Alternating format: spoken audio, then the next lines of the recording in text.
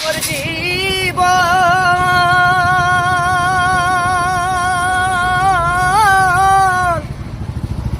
কয়েকদিনের কান্দন ভাই বোনের গো, গলাটা দেখুন কেমন। ঘরের পুরি বাইরের কান্দনে কয়েকদিন পরে থামে না।